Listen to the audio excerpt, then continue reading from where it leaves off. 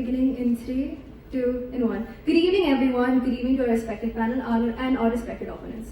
Something I want all of you to understand here is essentially what you feel. Who are you? You're human. What is something that makes you human? Your intrinsic nature, your intrinsic personality. What's a very significant part of your personality? Greed.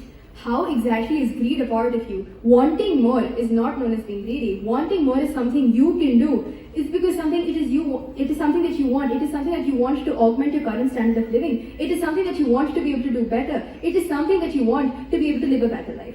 Going ahead initially, how I'm going to structure my case. First, I'm going to tell you exactly what our constructives are. Second, go ahead with a few rebuttals. And third, advance the case that my PM set forth for you.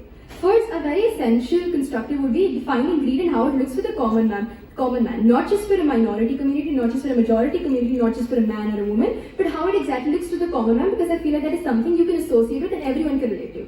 Second, exactly the subjectivity of the word immoral and why exactly it's something that is very, very contentious and can't be allowed, essentially.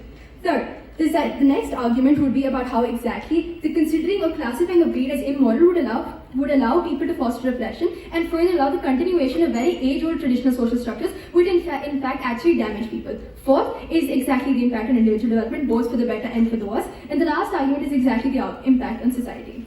Now, the first argument that brings me to what exactly greed is. Greed is an emotion that all of us feel. It is an emotion that allows us to do better. Greed is something that is always associated synonymously with the definition of excellence. Greed is something that is put into place by human beings themselves to want to break the traditional social structures that conform them. It is something that allows you to think differently. It allows you to want to do better. It allows you to not conform. I fail to see why that is a problem. A very classic example I think all of you can relate to and understand. When you realize that a lot of people who are underprivileged, for example, the children of auto drivers and the children of cab drivers who actually go ahead and crack very, very tough exams, wanting to have a better standard of living, wanting to make their parents happy, wanting to live a comfortable life, wanting power. Is that greed? No, that's an aspiration and that is a desire that you have to want to do better. Something I feel that clearly was lacked in the opposition side speech is the very blatant disregard of distinction between greed and aspiration. Something that they go ahead and say is an aspiration is something that you want to do better. But they went ahead and demonized the concept of greed. They said every form of greed is something that goes ahead and harms others. That is not true. They came up here and said greed is always an individualistic orientation and makes people more self-centered. Please understand that is not true and that is something I'll be advancing through my further arguments. Something I want all of you to think about right now is essentially back to the age of times when essentially black slavery was a thing. Women did not have voting rights. Do you understand? This brings me to my second argument, how exactly the term immoral is very subjective. At that point of time, for black people to even want basic pay, for black people to want basic livelihood, that was considered greedy. For women to want voting rights, for them to want parliamentary representation, that was considered greedy. Do you now realize when you think back, I could not imagine a world where women weren't allowed to vote. I could not imagine a world where men and women of black descent were subjected to apartheid. But at that point of time, wanting equal rights was considered greedy. Do you now realize why essentially the term immoral is something which is very, very subjective and very open to interpretations on a person? This leads me to a third argument, how essentially this fosters oppression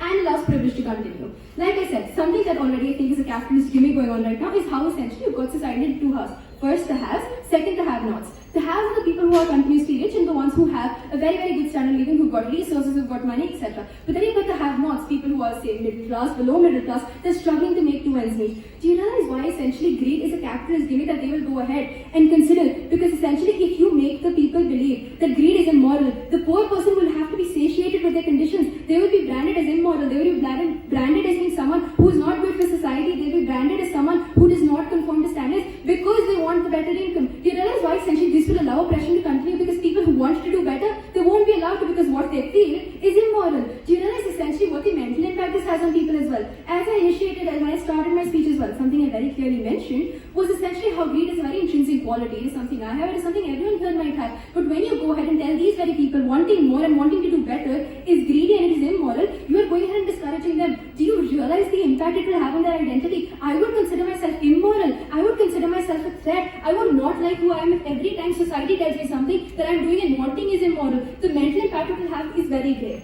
Something I'd like to talk about now further about the individual development, since the concept that the opposition brought up here was the concept of demanding. Please understand, essentially, when, very economics I understand, but when does exactly a want to become a demand? When you have the ability. Understand, if I aspire to have a better level of income, if I aspire to have a better standard of living, I will work. I understand nothing comes easy in this life. But when I'm allowed to dream, when I'm allowed to have aspirations, not only will they not be at the cost of the other people, but essentially, they will foster a more action-oriented approach. Essentially, at that point of time, what the opposition side's case looks like here is, if you consider the fact that greed is immoral, all I will be left to do is dream. I will only be dreaming because what I'm doing is immoral, because what I'm doing does not make sense. I will only be left that whole plan of wanting to do better and wanting to be better is something that will remain in my mindset. Will I be able to act on it? No, because I'm immoral according to society. I will not be functioning according to what they want. So that way leads to a less of an action-oriented approach in their society. But in our case, in our paradigm, even in a worst-case scenario, if you don't want to do better, that's all right. But being a wanting to do better, wanting to be greedy, wanting the best things in life because you do not have them, that is something that should be allowed. If you normalize it, if you regulate the fact that this is something that should be allowed to exist, you foster a better approach, not just within me. Understand, there will be so many generations to come who will view me as an example,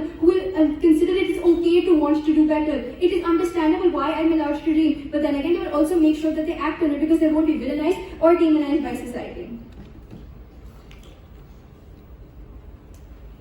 Something I think greed associates with is, for example, comfort, luxury, recreation. When you have a society, which is, since this is a regret motion, in a retrospective approach, if you have a society where greed isn't allowed, if you have a society where wanting to do better, not at the cost of others, so very generalized in a demonized disposition made by your opposition, understand there'll be no innovation. I will be forced to be satiated with what I have. I will be told it's okay, and it is criminal to want more. I don't think it is. For so many years ago, the fact that you've got recliners, you've got such comfortable cars, you've got telephones, you've got mobile phones, you've got so many things of this sort.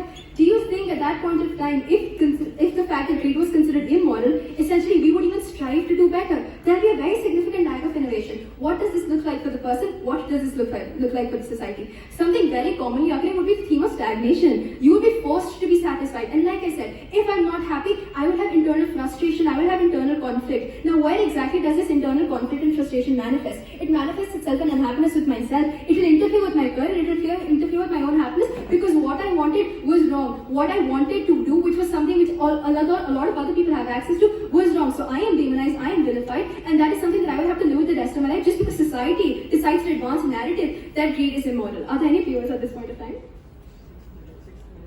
Oh, 6 minutes. I'm so sorry. So essentially, to go ahead and talk about some examples and why I believe the case which our side proposed makes more sense. The fact that the opposition comes up here and essentially, alright, so just to conclude with that, I don't believe it makes sense to consider greed immoral because you have to look at society and individuals as a whole. Thank you so much. Very